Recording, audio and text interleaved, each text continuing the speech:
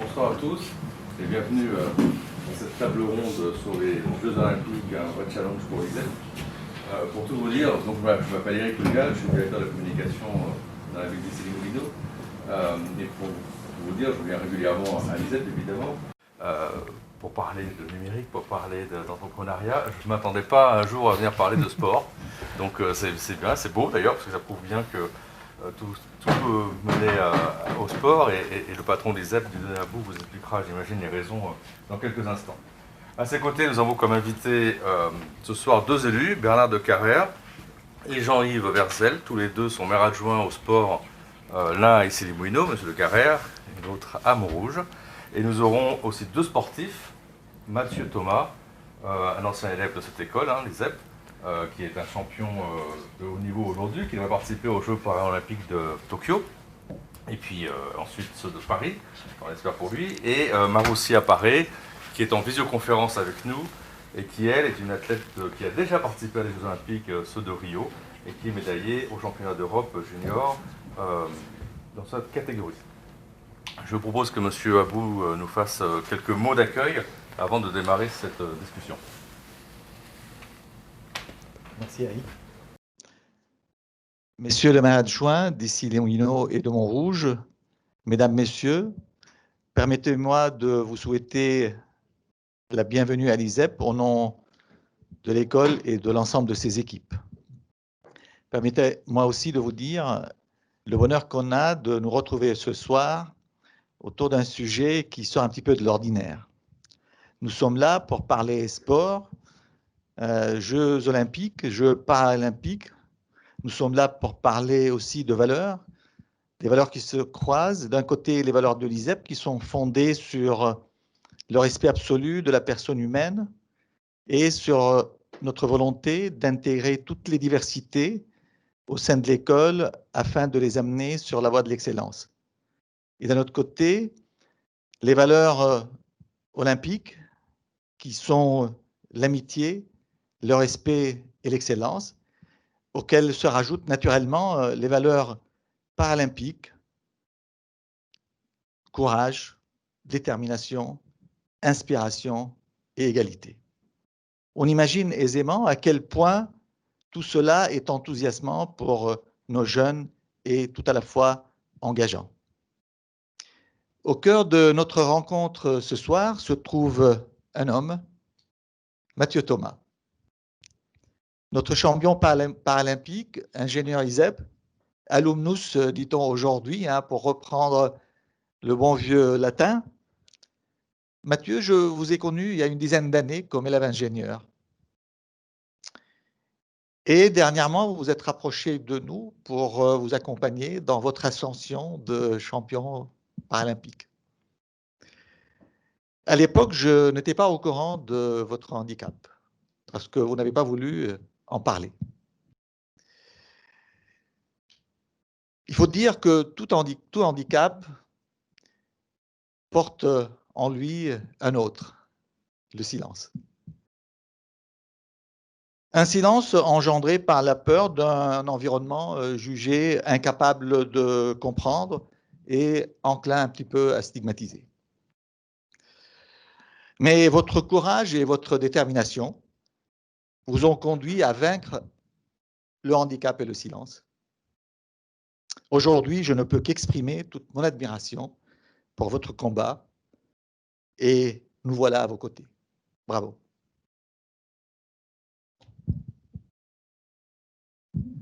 Merci, M. Abou. Bien, je vous propose de démarrer avec les élus pour faire un petit peu un point pour voir comment se préparent nos communes aux Jeux Olympiques. Monsieur de Carrère notamment, puisque la ville d'Issy-les-Moulineaux a été labellisée Terre de Jeux 2024. Et 5 de ces sites, je crois, ont été retenus pour accueillir des préparations aux Jeux. Donc voilà, est-ce que vous pouvez nous expliquer comment la ville se prépare, comment la population va être associée, est-ce qu'il y a des rendez-vous qui sont déjà programmés? Oui, alors pour nous, pour vous c'est un enjeu important, pour nous c'est aussi un enjeu très important que les Jeux Olympiques de Paris. Nous sommes labellisés Terre de Jeux, nous sommes aussi labellisés donc Centre de préparation olympique et paralympique. Nous avons la possibilité... d'accueillir 16 fédérations athlètes valides ou athlètes handicapés, dont le badminton. Les atouts d'Issy-les-Moulineaux sont énormes. Il ne faut pas qu'on les gâche. Les atouts, c'est, la proximité incroyable que nous avons avec beaucoup des sites où il y aura les Jeux Olympiques. À 1 km d'ici, il y a la porte de Versailles, il y aura le basket, le volley et le tennis de table. À La Chapelle, il y aura le badminton. C'est pas très loin, La Chapelle. Et on aura aussi à proximité tous les centres, toutes les activités sportives qui sont au centre de Paris, au Champ de Mars, au Grand Palais, au Petit Palais, etc. On a une opportunité extraordinaire de ce point de vue-là.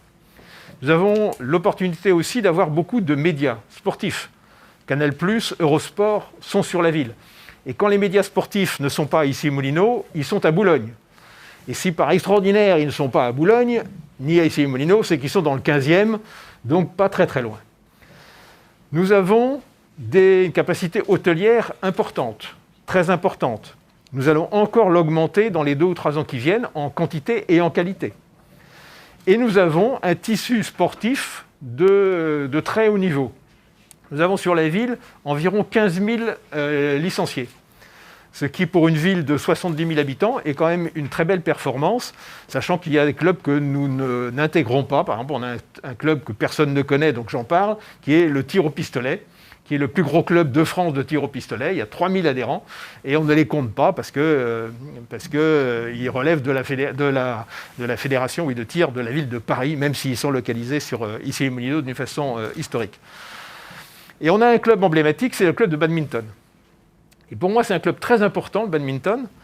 D'abord parce qu'il y a Mathieu, c'est sûr, mais aussi parce que ce club, c'est le plus gros club de France de badminton. 650 adhérents. Donc c'est de la pratique de loisirs, mais c'est aussi la pratique de très haut niveau, de très très haut niveau.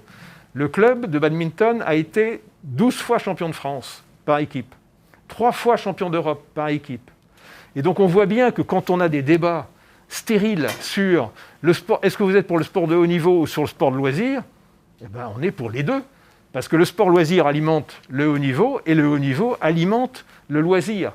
Et qu'il n'y a rien de mieux pour un pratiquant de loisir que de se dire, sur le terrain d'à côté, il y a Mathieu qui s'entraîne, il y a des athlètes de très haut niveau qui s'entraînent. C'est extrêmement stimulant. L'excellence dont parlait M. Aboud, c'est ça. C'est aussi de se comparer et de pouvoir s'améliorer tous ensemble. Et donc le club de badminton, pour nous, il est emblématique. Et on a des athlètes de très haut niveau. En paralympique, à Rio, la France a eu 9 médailles d'or. 3 pour Issy-les-Moulineaux. Le maire a trouvé que c'était un peu court. 3 sur 9, qu'on aurait pu faire un peu mieux. Mais enfin déjà, 3 sur 9, c'était beaucoup.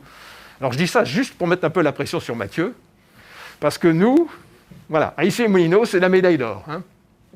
Voilà, mais à peine de pression, mais comme vous êtes un athlète de haut niveau qui aimait la performance, je pense que cette pression-là, vous l'avez déjà et que vous l'aimez, c'est même celle-là qui vous fait gagner et qui vous fait vous sublimer. Voilà, donc pour nous, le sport et les Jeux Olympiques, c'est une opportunité formidable. Mais il ne faut pas qu'on se rate. Il ne faut pas que ce soit simplement du spectacle. Il ne faut pas simplement qu'on accueille des sportifs de tous les pays, des fédérations, et qui viennent ensuite, et qui utilisent nos hôtels, qui utilisent nos sites de compétition, etc. Il faut que ce soit aussi la fête du sport à Issy-les-Moulineaux. Et il faut que tous nos clubs, et c'est notre enjeu politique fort, que tous nos clubs se mobilisent pour le succès de ces Jeux Olympiques. Si on a 15 000 licenciés, il faut qu'on en ait 20 000 après les Jeux Olympiques. Il faut qu'on ait créé des conditions telles que les gens se disent « c'est vrai, le sport c'est formidable, il faut qu'on le fasse ». Il n'y aura peut-être pas 20 000, mais il faut qu'on se donne des objectifs de ce type pour montrer vraiment qu'on a des capacités d'augmenter l'accueil des sportifs. Je dis le sport, c'est l'activité du XXIe siècle. C'est la médecine douce par excellence. J'écoutais hier, vous l'avez peut-être entendu comme moi, on nous disait, une étude américaine faisait remarquer que les gens qui faisaient plus d'une demi-heure d'activité physique par jour avaient 2 fois moins de chances d'attraper le Covid. Alors, je ne sais pas comment ils font leurs statistiques, mais bon, Moi, c'est des statistiques que j'aime bien entendre parce que je pense qu'elles sont pertinentes. Voilà, tout ça pour vous dire que je suis moi très heureux que l'ISEP s'associe à ces Jeux Olympiques. Je pense qu'on a des tas de choses à faire sur ces Jeux Olympiques. C'est une opportunité extraordinaire. Et comme nous sommes... Alors, je suis adjoint au sport, vous l'avez compris, mais je suis aussi adjoint à l'éducation. Et j'ai toujours plaisir à venir à l'ISEP, beaucoup de plaisir toujours à travailler avec l'ISEP, au développement de l'ISEP. Je suis toujours frappé de voir combien vous êtes important pour la ville, pour tout ce que vous faites pour les jeunes de la ville, avec les jeunes et pour les jeunes, avec les entreprises de la ville et pour les entreprises de la ville. Donc pour nous, l'ISEP, on va le dire franchement, c'est une fierté d'avoir l'ISEP sur Issy-les-Moulineaux. Vous n'êtes pas la seule fierté de la ville, il y en a d'autres, mais vous êtes une des belles fiertés que nous avons sur le plan éducatif. Et nous sommes toujours très attentifs au développement de votre école. Vous avez des ambitions importantes et ça nous va bien. Vous êtes une école du numérique, nous sommes la ville du numérique et nous sommes la ville qui accueille le plus d'entreprises du numérique. Avec ça, si on n'arrive pas ensemble à se développer, et si on n'arrive pas en plus à trouver des opportunités, parce que je pense que ces Jeux Olympiques, c'est aussi les Jeux Olympiques du numérique, jamais je pense, alors je ne sais pas ce que fera Tokyo, je pense qu'ils ne seront pas manchots là-dessus, mais je pense qu'on a aussi des opportunités très importantes à faire sur le sport, en particulier des Jeux Olympiques de 2024. C'est votre objectif, c'est le nôtre aussi. On a d'ailleurs un exemple en ce moment même d'alliance entre le numérique et le sport, avec la corrida de Noël connectée que vous organisez. Donc, si vous pouvez présenter un petit peu le dispositif, mais ça, c'est inédit aussi. La corrida de Noël, qu'on court, normalement, on la courait là, dimanche. On ne peut pas la courir, le Covid nous l'interdit. Et alors, on a eu l'idée de faire une corrida connectée. Vous vous inscrivez, vous pouvez encore vous inscrire. Vous avez 4 parcours sur la ville. Vous vous branchez, vous vous connectez. Il vous dit top départ sur votre application de running. Et quand vous êtes arrivé, vous donnez le résultat. Et nous, on compile tout ça et on fera des classements sur le plus rapide, en fonction de l'âge, le meilleur déguisement, etc. On essaye de compenser parce que dans ces périodes-là aussi, il faut faire du sport. Alors c'est sur des boucles qui font moins d'1 kilomètre. Donc on était dans les anciennes règles où on ne pouvait pas faire plus d'1 kilomètre, mais c'est... voilà. Vous n'êtes pas censé courir plus d'1 heure. Maintenant, vous pouvez courir un tout petit peu plus longtemps. Donc, vous pouvez faire plusieurs boucles. Maintenant, c'est autorisé. Et donc, c'est des outils comme ça qu'on se crée nous-mêmes pour pouvoir continuer à faire du sport et à promouvoir les activités sportives. Mais dans le numérique, je pense qu'on a beaucoup, beaucoup de choses à faire sur le sport. Absolument. D'ailleurs, une autre actualité locale cette semaine, c'est qu'on a une start-up qui s'appelle Urban XP, qui vient de remporter un prix de tech sport, comme ils disent, ou de sport tech, enfin en tout cas d'e-sport, puisqu'en fait elle a développé une application qui nous permet de jouer, mais pour jouer en fait il faut faire de l'exercice pour avancer. Donc c'est effectivement un bon compromis. Alors à Montrouge, parce qu'on parle beaucoup des Issy-les-Moulineaux, mais à Montrouge c'est quand même là que vous avez formé le champion. Et c'est comme... Voilà, tout à fait. Mathieu, on se connaît depuis... pas mal de temps. On parlait du numérique justement, et le numérique à Montrouge, nous on l'a mis en application très récemment avec un téléthon virtuel. Le téléthon, on a été partenaire avec Mathieu, qui est venu en tant que parrain de notre téléthon en ces temps. Bon, on continue de s'entraîner de temps en temps aussi à Montrouge, il est toujours en partie au club de Montrouge où il a ses premiers amours, je dirais. Voilà. Bon, nous n'avons pas la même dimension quand même qu'Issy-les-Moulineaux. Ici, les Moulineaux a pratiquement 2 fois plus de sportifs que Montrouge. Bon, il n'y a pas le même nombre d'habitants non plus, c'est pas tout à fait la même dimension. Mais Montrouge est quand même aussi une ville hyper sportive, donc avec le label effectivement ville active sportive. Nous sommes aussi terre de jeu à Montrouge, avec aussi des terrains d'entraînement en vue des Jeux Olympiques 2024, pas sur les mêmes sports. Montrouge, le sport, ça va être le hockey sur gazon, hockey sur lequel on s'est engagé déjà maintenant depuis 5-6 ans, en refaisant un terrain, en créant des vestiaires aux normes olympiques. On a pris déjà le devant. Et également sur le tennis, qui devrait être aussi terrain d'entraînement. Il y a un très gros club, Montrouge très gros est club déjà de tennis. partenaire de Roland Garros au niveau du tennis. Voilà. Donc, nous encourageons nos sportifs de haut niveau, bien sûr. Montrouge, on a très peu de sportifs individuels, surtout que quand il y en a un qui nous quitte, ça nous en fait un de moins. C'est plus de 50% de notre partenariat. Mais nous faisons aussi un gros effort au niveau du sport de haut niveau, sport d'équipe, etc. Le football, par exemple, à Montrouge, on a un club qui est avant tout formateur, parce que c'est aussi la volonté de la ville, c'est de former des jeunes du terrain pour accéder au haut niveau et pas aller chercher des athlètes qui ont déjà un niveau important pour faire monter notre quota de sportifs de haut niveau. Les jeunes de 17 ans sont quand même arrivés, et c'est la seule ville de la région parisienne qui est arrivée en demi-finale du championnat de France de division 1 en U17. Voilà. Donc, je crois qu'il y a beaucoup de choses qui ont été dites déjà par mon collègue, je ne vais pas répéter les mêmes choses. Et il est important pour une ville, effectivement, et pour les jeunes qui y sont, d'avoir des sportifs de haut niveau qui les entraînent vers un effort. Parce qu'on ne devient pas sportif de haut niveau comme ça, uniquement par ses qualités personnelles, mais aussi par du travail, comme dans l'entreprise, où on arrive aussi par du travail, et c'est une chose qui paye. Mais aussi par les infrastructures que vous mettez à leur disposition. J'imagine que les équipements sportifs que vos clubs peuvent utiliser ont compté là-dessus. Voilà, les équipements sportifs doivent être à la hauteur. Ces Jeux Olympiques, je pense, ont déjà entraîné nos communes, mais on va entraîner d'autres pour développer des stades de qualité olympique et non pas des petits stades qui sont des terrains vagues des fois dans certains endroits, mais des sports de qualité pour des athlètes de qualité. Bien, merci à vous. On va faire une petite pause là pour le temps qu'on recharge les caméras et qu'on puisse se connecter par visioconférence. Donc merci messieurs, je vous libère parce que vous avez chacun un conseil municipal ce soir dans quelques minutes. Donc le temps de rejoindre vos collègues. Tout à fait, il nous reste peu de temps pour rejoindre nos conseils municipaux respectifs. Merci beaucoup. Merci beaucoup. Et puis bon courage à tous.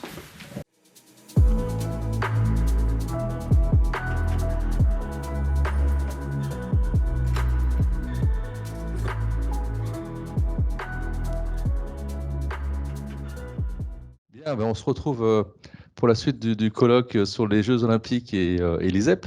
Et on va commencer avec Dieudonné Abouk, le directeur général de l'ISEP, pour voir un peu comment on arrive à former des sportifs à partir d'un cursus d'ingénieur. Vous avez coutume de parler toujours de tête bien faite dans un corps sain.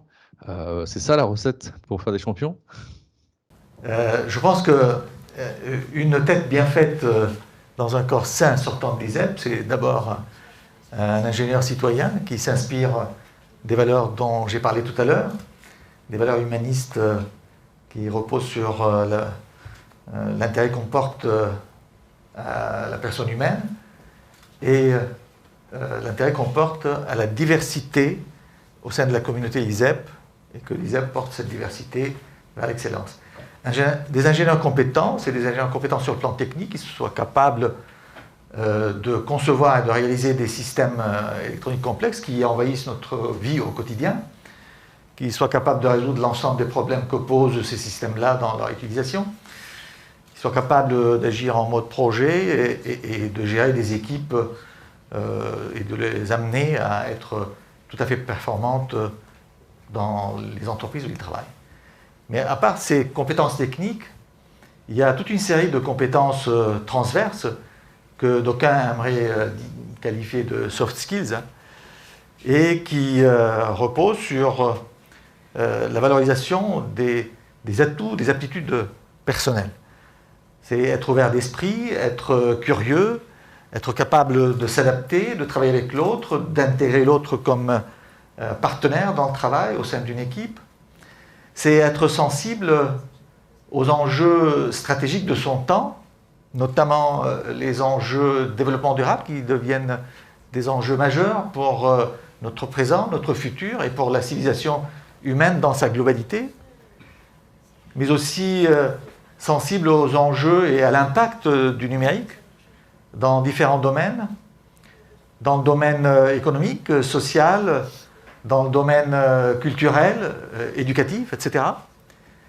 Un impact qui peut avoir des aspects tout à fait positifs, constituant des moyens et des leviers de transformation et d'évolution de la société.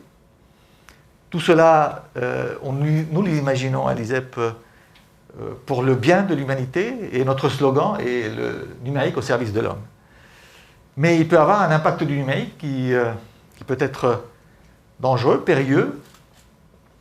Ça peut aller de l'addiction des jeunes devant l'écran et la machine, jusqu'à l'aliénation et, on va dire, les guerres électroniques qui pourraient s'enclencher, qu'on a vu s'enclencher de temps à autre d'une façon un petit peu silencieuse.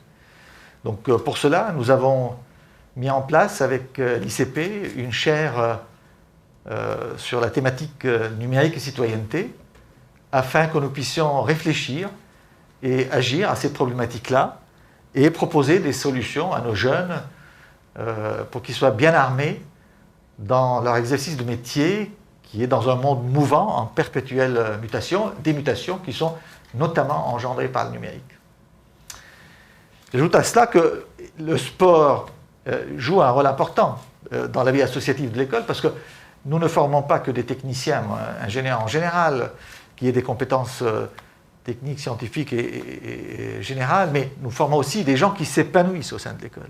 Il y a une vie associative extrêmement riche et large, de l'art à l'histoire, au théâtre, à la poésie et au sport, qui jouent un rôle important. On a des activités sportives, même avec des moyens à Paris, qui sont très limités du point de vue espace, mais on donne les moyens à nos élèves pour qu'ils puissent disposer d'espace pour exercer le sport, hein, des équipes de foot, des équipes de basket.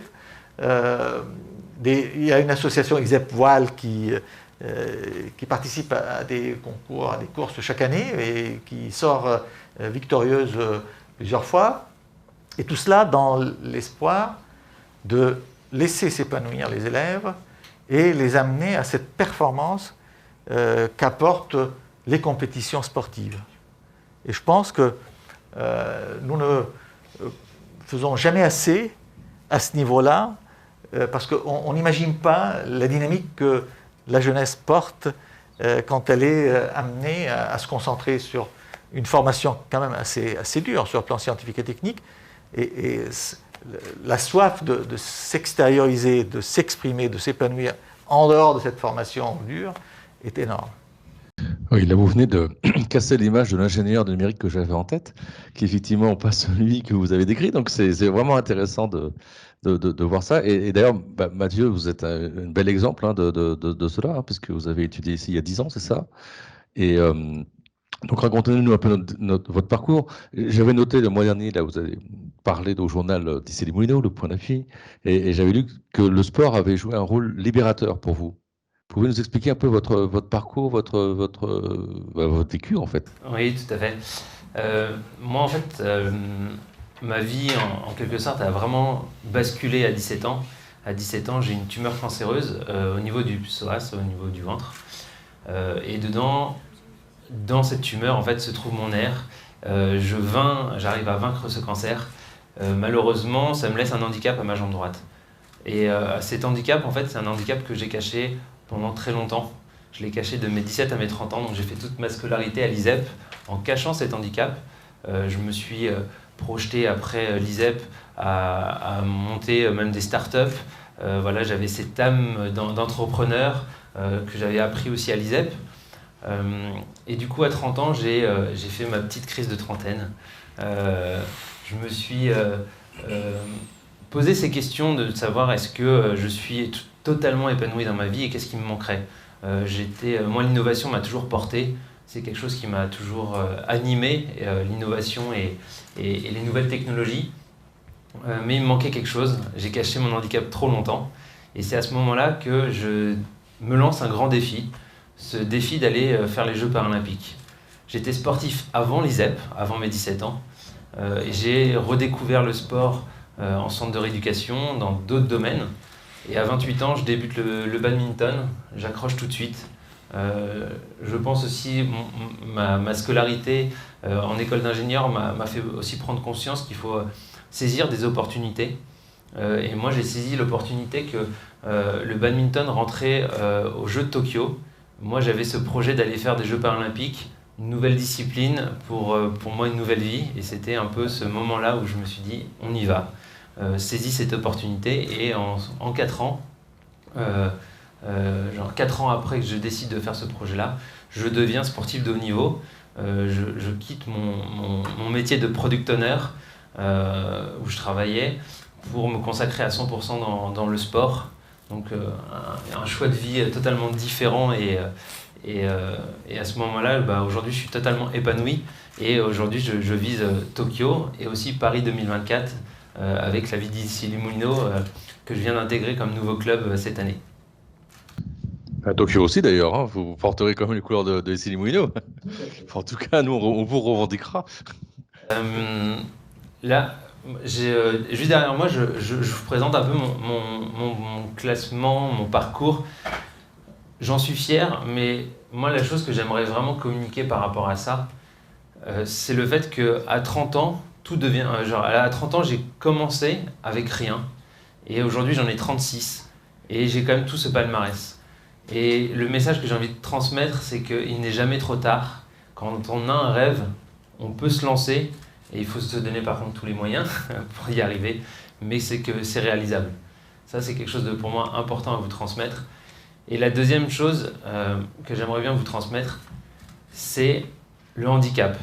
Aujourd'hui, j'ai caché mon handicap, comme je disais, de mes 17 à mes 30 ans, et je ne l'ai pas dit à l'école. Et ce qu'il faut savoir, c'est que l'handicap, quand on parle d'handicap, on parle de personnes qui sont en fauteuil, on parle d'handicap visible. Sauf que cet handicap visible, il représente 1 personne sur 5. Et aujourd'hui, pour moi, c'est un réel danger. Parce qu'il y a une méconnaissance par rapport au handicap, et donc, du coup, beaucoup de jugements. Et j'en suis la preuve, c'est-à-dire qu'aujourd'hui, je suis grand, fort, je sors d'une place de parking handicapé, j'ai des regards malveillants, voire des commentaires parfois, de personnes qui nous disent oh, ça c'est une place pour personnes handicapées. Et j'essaye en tout cas, juste avec mon vécu, de leur dire mais 80% des personnes, donc on est 10 millions en France, qui ont un handicap invisible et que c'est important d'être un peu plus bienveillant et avant de juger. Donc voilà, en dehors de mon combat sur le terrain, aujourd'hui je porte un autre combat qui est de rendre visible l'invisible auprès du handicap. Voilà. Et pour... désolé, hein, je peux continuer. Mais pour parler un petit peu de mon handicap et d'aujourd'hui, de vous dire que mon handicap, c'est ma force. Je suis passé par, on va dire, un long chemin, mais pour moi, 3 grandes phases qui sont importantes. Cette phase d'acceptation qui est essentielle, en tout cas, cette phase d'acceptation que j'ai eue au moment où j'ai décidé de faire les Jeux paralympiques. Donc j'ai pris conscience et puis des médecins m'ont classifié dans une catégorie de handicap et du coup ça m'a révélé, je me suis dit je ne suis plus le seul à savoir et donc c'est à ce moment-là que j'ai accepté moi-même cet handicap et je suis passé dans cette phase maintenant de reconstruction qu'on connaît tous aujourd'hui malheureusement avec la Covid où on a dû faire preuve beaucoup de résilience et maintenant la dernière étape c'est cette phase d'épanouissement où aujourd'hui je vais vous parler un petit peu de mon image qui est de la montagne. Pour moi c'est comment on se lance des défis et j'ai cette image de la montagne. Tout simplement c'est que chaque personne devrait se définir ses défis et le défi c'est le sommet de cette montagne. L'idée c'est que pour gravir cette montagne et ce sommet, on a différents moyens d'y arriver. On a soit le chemin le plus abrupt, mais attention la chute. Et donc du coup, parfois, on n'a pas forcément envie d'y retourner. Moi, j'ai fait ce choix de me dire d'y aller par étapes. Je pense qu'aussi ma formation d'ingénieur m'a permis de comprendre ça. J'avais pris l'option gestion de projet. Et aujourd'hui, cette gestion de projet, je l'applique dans ma vie sportive et même ma vie personnelle. Tout simplement parce qu'aujourd'hui, ce que je fais, c'est que j'y vais par étapes. Et ma première étape, déjà, c'est de se fixer des objectifs. Mon entraîneur me dit souvent qu'un objectif trop vite atteignable, c'était trop facile. Et à l'inverse, un objectif où on est totalement dans l'échec, ça ne nous donne pas envie de le faire. Donc, trouver ce bon curseur. Mais le message aussi que j'aimerais transmettre par rapport à ça, et qu'on fait rarement, c'est qu'une fois qu'on est arrivé à cette première étape, on ne prend jamais le temps de regarder derrière soi, de voir le chemin accompli, de voir qu'on était capable d'eux. Et en tout cas, en termes de reconstruction, je trouve que c'est très important pour soi-même d'avoir une bonne estime de soi, de se rendre compte qu'on a parcouru tout ce chemin-là et que ça nous donne de l'espoir pour aller chercher nos grands défis et de repartir sur une deuxième étape. Et il y a une citation aussi que j'aime beaucoup et qu'on pense toujours que le bonheur, c'est le sommet de cette montagne. En fait, le bonheur réside dans la façon de gravir cette montagne réellement. Et aujourd'hui, moi, j'en ai vraiment pris conscience et ça fait déjà 3 ans que je me prépare pour les Jeux de Tokyo. J'en suis très proche. Ça va arriver très vite. Mais mon bonheur, ce sera certainement une explosion de joie quand j'aurai cette médaille à Tokyo. Mais j'ai bien pris conscience, tout le bonheur que j'ai pu avoir ici même ce soir, vous parlez de handicap et de mon projet, ça fait partie de cette construction, de ce projet qui est pour moi important, comme mes entraînements que je fais au quotidien. Voilà, ça c'était une image, et les 2 autres images que j'aimerais vous transmettre au jeu ce soir, ce que je parlais de gravir une montagne, et pour moi c'est l'importance des petits pas. Aujourd'hui, on a trop vite de se lancer de grands défis, et pour avancer, fixons-nous des objectifs atteignables pour y arriver, et donc du coup ne pas hésiter à faire des petits pas pour avancer. Et la deuxième image, celle qui est juste derrière moi, que je trouve très importante, c'est par rapport à la face cachée du résultat. En tout cas, c'est que les médias aujourd'hui présentent souvent ce public, en tout cas les 3 premiers, le jour J on va se souvenir d'eux, le lendemain on va se souvenir du premier, et du surlendemain on ne se souviendra plus de personne. Je pense que peu de personnes se souviennent du vainqueur de javelot aux derniers Jeux Olympiques. Même moi, je lance ce défi, mais même moi je ne le sais pas. Et la problématique en fait de tout ça, c'est qu'il y a ce paraître, il y a les médias. Et le plus important pour soi, en tout cas pour moi, ce que j'ai compris, c'est que j'arrive à la première place ou la deuxième, la troisième. C'est tout ce chemin qui m'a permis de gravir tout ça. Et cette reconnaissance intérieure. Et le conseil que je peux vraiment donner à beaucoup de gens, c'est l'importance n'est pas de savoir par rapport à ce que les gens voient de nous, mais vraiment ce que nous, on sait d'où l'on vient et de ce qui nous a permis de gravir toute cette montagne et pour arriver au sommet. Et je pense que si j'ai encore une dernière chose à parler, c'est par rapport à l'échec. Aujourd'hui, en France en tout cas, on communique très peu sur l'échec, on communique très peu sur nos faiblesses, et je pense que c'est quelque chose de tellement important, moi que j'ai vraiment compris, qu'il faut continuer à croire, genre il faut continuer à persévérer. L'idée, ce n'est pas l'idée, c'est surtout de se dire que quand on tombe, on peut se relever, et il faut continuer à persévérer. C'est ça qui nous permet de réussir, et que l'échec est tellement important, c'est ce qui nous construit. J'ai échoué de nombreuses fois, et si aujourd'hui j'en suis là avec ce palmarès, c'est parce que j'ai beaucoup échoué, et parce que chaque jour je me suis dit il faut que je reparte. Il faut que je reparte au combat, donc voilà, c'était mon dernier conseil, persévérer dans ce que vous faites et vous croyez. Il y a d'ailleurs aussi une phrase de Nelson Mandela que vous mettez régulièrement en avant. Oui, tout à fait. Je ne perds jamais, soit je gagne, soit j'apprends. C'est tout à fait ça. Bon, merci, c'est une belle leçon de vie en tout cas. On va maintenant se connecter donc par visioconférence avec Maroussia Paré. Vous nous entendez ? Oui, je vous entends.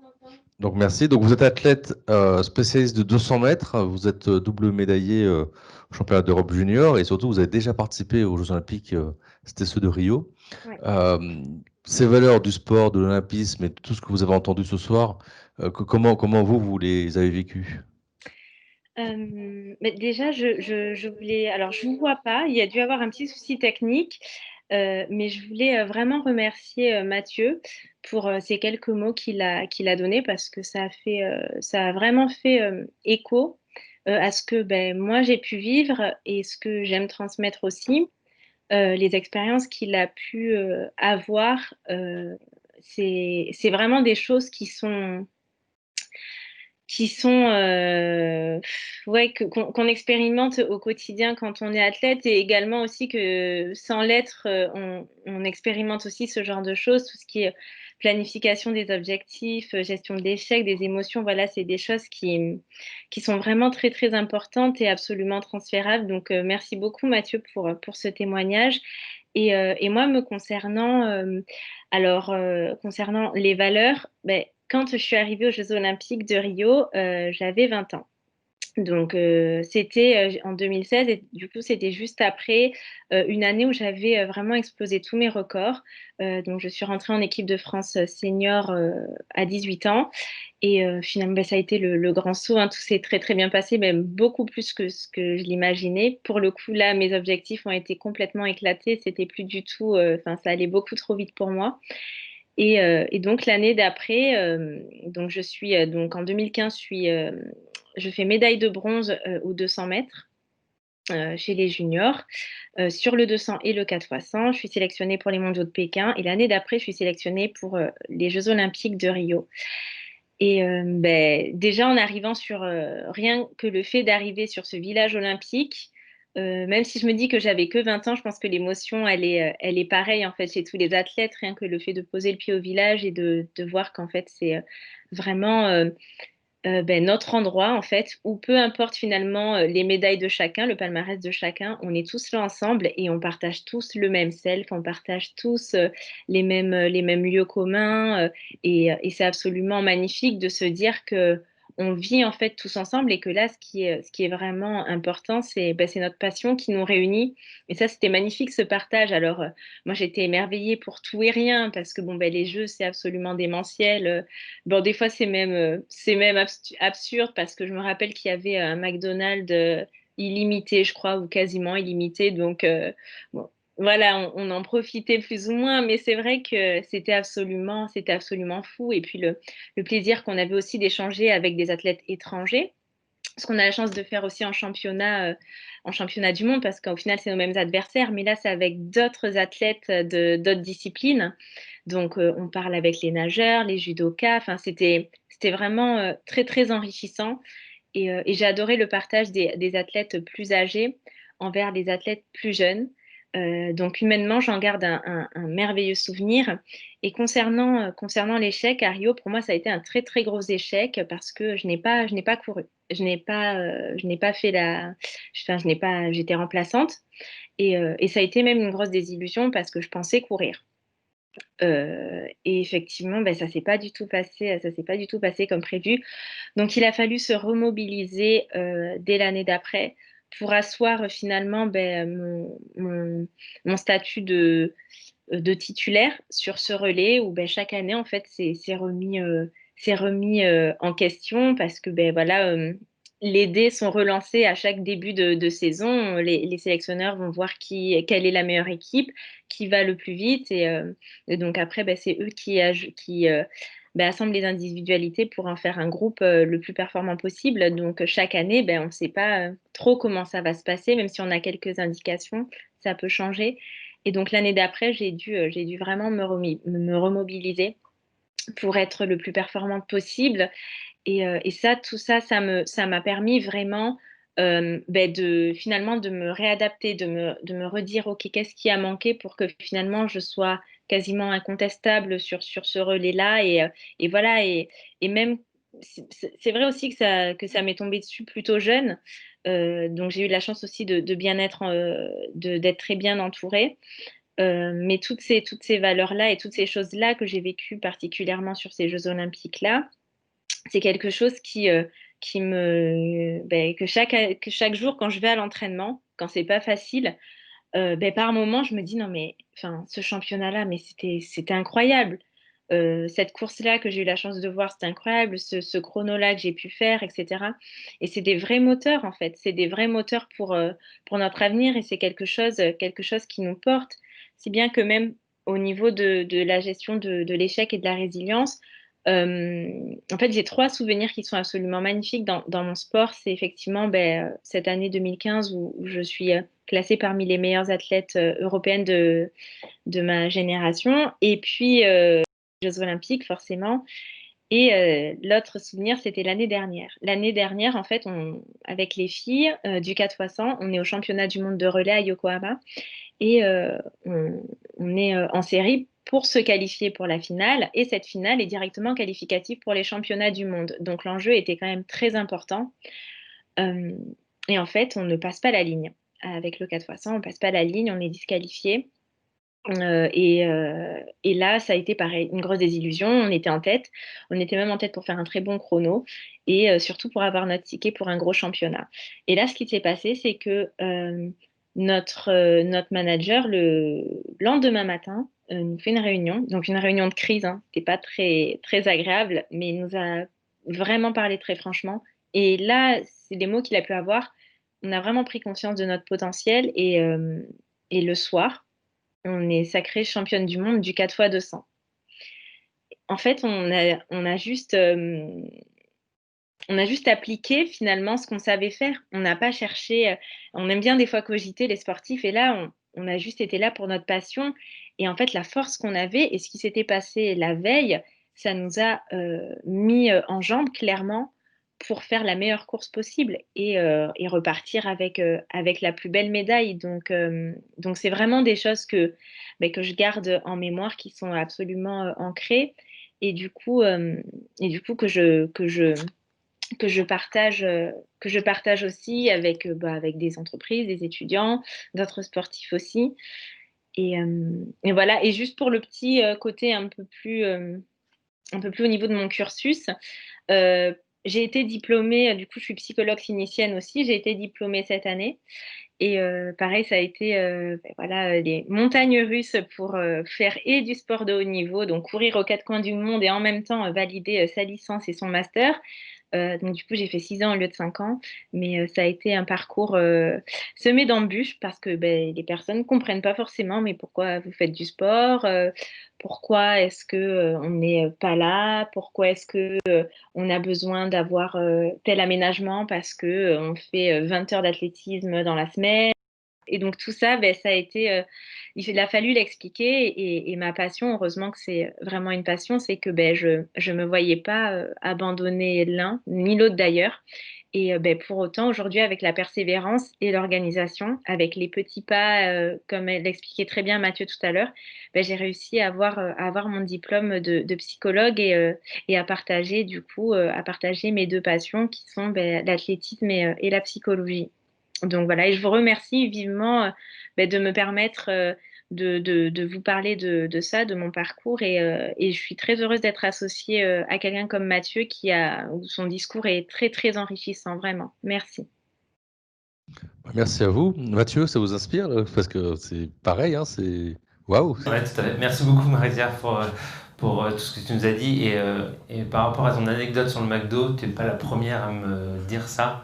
En tout cas, moi, j'ai hâte de vivre tout ça, pas pour le McDo, mais en tout cas pour ces bonnes étoiles que tu nous as transmises sur les Jeux Olympiques pour toi.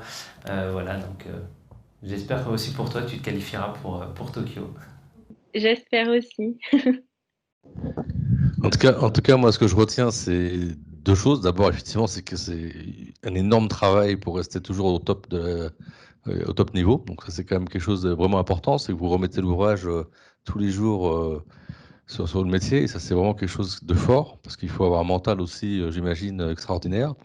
Et puis, quand même, quand je vous entendais raconter l'ambiance au JO, je ne peux plus empêcher évidemment la phrase de Pierre de Coubertin, et en me disant que même en y participant simplement, ça avait l'air d'être tellement enrichissant Oui. pour vous que rien que pour ça, ça vaut la peine d'y aller, quoi. Oui. Oui, oui, tout à fait. Même si voilà, sur le plan sportif, ça a été un coup de massue, hein. Il n'y a pas que des bonnes nouvelles dans le sport, c'est certain. Surtout quand au bout d'un moment, c'est plus nous qui décidons. Mais ce que j'ai vécu en termes de partage et d'expérience, c'est absolument inoubliable. Enfin, je suis en train de manger, puis en face de moi, j'ai une personne qui a je ne sais combien de médailles à son compteur, une autre qui vient de faire un record du monde. Tout ça au même endroit, donc c'est merveilleux. Mm. Oui, bah, ça, on vous souhaite effectivement de revivre tout ça. Est-ce qu'il y a des questions qui ont été posées sur le live ou est-ce que dans la salle, vous avez des questions que vous souhaitez poser?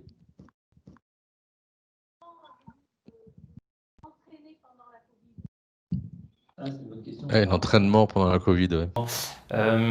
Premier confinement, entraînement à la maison. Pour ma part, j'ai aussi des jumeaux, donc du coup le sport il était plutôt de les gérer réellement. Je pense que je préférais m'entraîner, c'était moins fatigant que de les avoir H24 avec 1 heure de sortie, donc voilà, c'était pas simple, c'était très sportif. Encore plus que d'être sportif de niveau, je pense. Donc beaucoup de mérite à tous ceux qui gèrent leurs enfants tous les jours. En tout cas, ça c'était la première étape. Et on a la chance quand même, par rapport à toutes les personnes aujourd'hui qui souhaitent faire du sport, d'avoir ce statut de sportif de haut niveau, parce qu'aujourd'hui je peux m'entraîner. Depuis mai, j'ai pas eu d'interruption par rapport à ça. Quelques petits cas de Covid, de contact, où on est isolé pendant 7 jours. Mais à côté de ça, c'est vraiment... en tout cas, on s'est adapté. On peut s'entraîner tous les jours et donc du coup, c'est la seule difficulté qu'on a, c'est qu'on s'entraîne, mais on n'a pas de compétition. Et au niveau mental, pour des sportifs de haut niveau, on ne s'entraîne pas pour s'entraîner, on s'entraîne parce qu'on aime la compétition, parce qu'on aime les défis, on n'aime pas perdre surtout. Et donc du coup, on a besoin de compétition pour se fixer des objectifs. C'est aussi pour ça que je me suis lancé ce projet, ce défi Paris 2024, parce qu'avec autant d'incertitudes sur Tokyo, j'avais besoin d'un projet concret.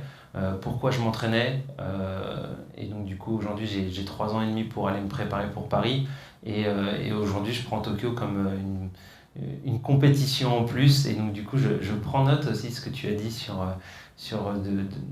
de prendre plaisir et d'aller performer à ce moment-là. Et je pense que si je peux aller à Tokyo et que ça a vraiment lieu, je pense pouvoir performer comme ça, en me disant que mon objectif c'est Paris 2024 et que celle-ci c'est une répétition, et ça se trouve cette répétition elle me permettra d'aller décrocher l'or. Et vous, Maroussia, comment vous avez fait pour vous entraîner? Alors, pour le premier confinement, c'est tout pareil que Mathieu, les jumeaux en moins. Et puis après, pour le deuxième, tout pareil aussi. Alors, les compétitions, nous, en athlétisme, ça commence plus mi-janvier. Mi-janvier, oui, enfin mi-fin janvier. Donc pour le moment, on a quelques compétitions qui ont été annulées faute de sponsors parce que les entreprises n'ont pas pu suivre pour le financement. Donc voilà, mais sinon, je peux m'entraîner tous les jours sans encombre grâce à mon statut de sportif de haut niveau. Ben, merci à vous. Mais on va, sauf si vous avez d'autres questions, oui. Quelques petits mots de conclusion, oui, bonne idée.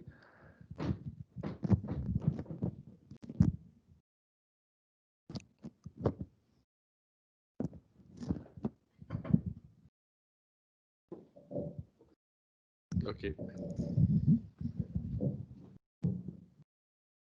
Bien, d'abord, je tiens à remercier Eric pour cette organisation du débat ou des échanges tout à fait enrichissantes. Et je voudrais aussi remercier les athlètes pour ces témoignages très forts là, qui mettent en jeu non pas uniquement leur technicité, mais leur personnalité et leur histoire qui est extrêmement riche, qui est source d'expériences profondes, d'émotions, de labeur et de combats quotidiens pour surmonter les difficultés et grimper sur les sommets de la montagne. Et c'est une image très belle hein, qui pourrait servir pour tout un jeune, pour tous les jeunes, pour tout un chacun qui est en formation, qui a un projet pour comprendre que la vie est un combat perpétuel. Et plus on s'engage dans ce combat, plus on y met du cœur et de tête, hein, c'est-à-dire du raisonnement et de l'engagement réfléchi, plus on agrandit les chances de réussite. C'est ce que je souhaite à tout un chacun, notamment à nos jeunes. Merci.